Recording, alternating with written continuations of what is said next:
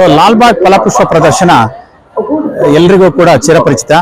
So ತಮಗೆ ತಿಳಿದಿರುವ ಹಾಗೆ ಈ ಬಾರಿ 217ನೇ ಫಲಪುಷ್ಪ ಪ್ರದರ್ಶನಕ್ಕೆ ಅದ್ಧೂರಿ ಚಾಲನೆ ದೊರೆತಿದೆ.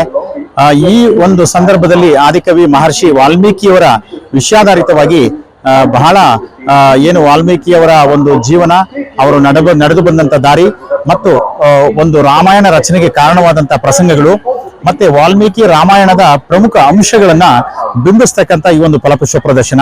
ಸೊ ಐತಿಹಾಸಿಕ ಗಾಜನ ಮನೆಯ ಆಜುಬಾಜಿನಲ್ಲಿ ಅತ್ಯಾಕರ್ಷಕವಾದಂತಹ ಹೂಗಳ ಆಕರ್ಷಣೆಯನ್ನು ನೀವು ನೋಡ್ಬೋದು. ಇಲ್ಲಿ ನೋಡ್ತಾ ಇರ್ತಕ್ಕಂಥ ಹೂವಿನ ಜಲಪಾತ.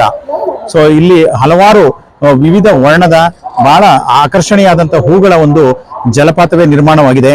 ಇದರಲ್ಲಿ ನಮ್ಮ ವಿಂಟರ್ ಸೀಸನ್ ಅಲ್ಲಿ ಬರ್ತಕ್ಕಂಥ ಪೈನ್ಸಿಟಿಯಾ ಇರ್ಬೋದು, ಇಂಪೇಷನ್ಸ್ ಇರ್ಬೋದು, ಟೊರೇನಿಯಂ ಮತ್ತೆ ದೆನ್ ಝೀನಿಯಾ, ಸಾಲ್ವಿಯಾ, ಹೀಗೆ ಹಲವಾರು ಆಕರ್ಷಕ ಹೂಗಳನ್ನ ಬಳಸಿ ಒಂದು ಹೂವಿನ ಜಲಪಾತದ ಮಾದರಿಗಳನ್ನ ಇಲ್ಲಿ ನಿರ್ಮಾಣ ಮಾಡಲಾಗಿದೆ.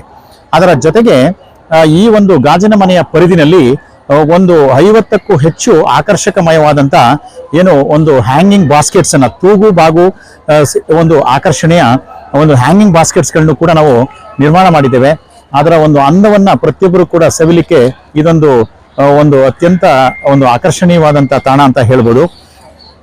ಹಾಗೇನೆ ಒಂದು ಪಕ್ಕದಲ್ಲೇ ಇರ್ತಕ್ಕಂಥ ಹಚ್ಚ ಹಸುರಿನ ಹುಲ್ಲು ಹಾಸೆ ಏನಿದೆ, ಆ ಹುಲ್ಲು ಹಾಸಿಗೆ ಹೊಂದಿಕೊಂಡಂತೆ ಆಕರ್ಷಕವಾದ ಕಮಾನು ಮಾದರಿಯ ಒಂದು ಪುಷ್ಪ ವಿನ್ಯಾಸವನ್ನು ಕೂಡ ಸುಮಾರು 20,000ಕ್ಕೂ ಹೆಚ್ಚು ಕುಂಡದಿಂದ ಬೆಳೆದಂತ ವರ್ಣಮಯ ಹೂಗಳಿಂದ ಸಿಂಗಾರ ಮಾಡಲಾಗಿದೆ.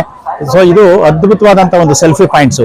ಈ ಒಂದು ಪ್ರದರ್ಶನಕ್ಕೆ ಬರ್ತಕ್ಕಂಥ ಎಲ್ಲ ವೀಕ್ಷಕರಿಗೂ ಕೂಡ ಇದು ಒಂದು ಆಕರ್ಷಕಮಯವಾದಂತ ಸೆಲ್ಫಿ ಪಾಯಿಂಟ್ ಆಗಿದೆ.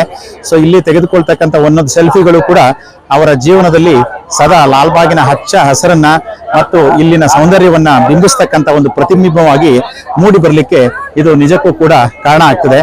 ಸೊ ಲಾಲ್ಬಾಗ್ನಲ್ಲಿ ಸುಮಾರು 70ಕ್ಕೂ ಹೆಚ್ಚು ವಿವಿಧ ಸೆಲ್ಫಿ ಪಾಯಿಂಟ್ಸ್ ಗಳನ್ನ ಇಲ್ಲಿ ನಾವು ನಿರ್ಮಾಣ ಮಾಡಿದ್ದೇವೆ. ಸೊ ಇಲ್ಲಿ ಬರ್ತಕ್ಕಂಥ ಒಂದೊಂದು ರಜಾ ದಿನಗಳಲ್ಲಿ 1 ಲಕ್ಷಕ್ಕೂ ಹೆಚ್ಚು ಜನ ವೀಕ್ಷಕರು ಈ ಒಂದು ಪ್ರದರ್ಶನವನ್ನ ನೋಡ್ಲಿಕ್ಕೆ ಕಣ್ತುಂಬಿಕೊಳ್ತಕ್ಕಂಥ ಸಂದರ್ಭ ಇರೋದ್ರಿಂದ ಕೇವಲ ಗಾಜಿನ ಮನೆಯಲ್ಲ, ಅದರ ಜೊತೆಗೆ ಏನು ಸಸ್ಯ ತೋಟದ ಸುಮಾರು 10 ಪ್ರದೇಶಗಳಲ್ಲಿ ಇರ್ತಕ್ಕಂಥ ಆಕರ್ಷಣೆಯನ್ನ ಅವರು ನೋಡುವ ಮೂಲಕ ತಮ್ಮ ತನ್ಮನವನ್ನ ತಿಳಿಸ್ಕೊಳ್ಳಿಕ್ಕೆ ಒಂದು ಆಕರ್ಷಣೆ ಮಾಡ್ಲಿಕ್ಕೆ ಇದು ಸಾಧ್ಯ ಆಗ್ತದೆ.